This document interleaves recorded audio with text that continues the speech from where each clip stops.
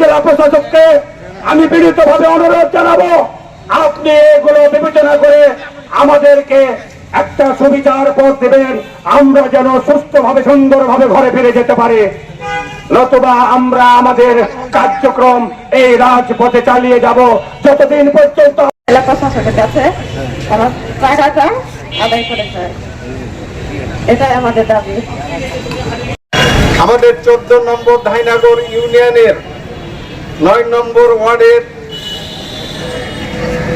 জয়নৌকা, জেসমিন আক্তার এবং মৃদুল গং এরা মানুষের সাথে প্রতারিত করে মানুষকে বিভিন্ন প্রলোভন দেখিয়ে প্রথমে আমরা চালের কার্ড করে দেব, আপনারা 6,000 টাকা দেবেন, আমরা 24 মাস আপনারাকে চাউল দিব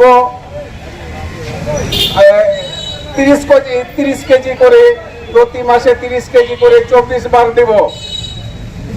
আর একটা অফার ছিল, মহোদয়ের কাছে উদাত্ত আহ্বান জানাচ্ছি, আপনি আমাদের ভুক্তভোগীদের দিকে বিবেচনা করে তারা আজকে গরু ছাগল বিক্রি করে আজকে বাড়ি দেওয়ার নাম তারা 3.5 লক্ষ টাকার মাল সামানা দিয়ে আমাদেরকে বাড়ি করে দিবে করে লোভনীয় প্রলোভনে দেখিয়ে আজ ফেলে পালিয়ে গেছে বা জেলখানায় অবস্থান করছে।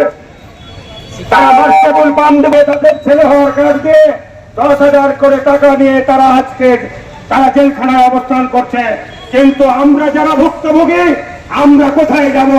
তাই আমি ডিসি মহোদয়ের কাছে উদাত্ত আহ্বান জানাচ্ছি, আপনি এর সুবিচার করে যে কোনো ভাবে তদন্ত করে সুষ্ঠু তদন্তের মাধ্যমে আমরা যারা ভুক্তভোগী আছি কোটি কোটি টাকা লুটপাট করে তারা আজকে জেলখানায় অবস্থান করছে।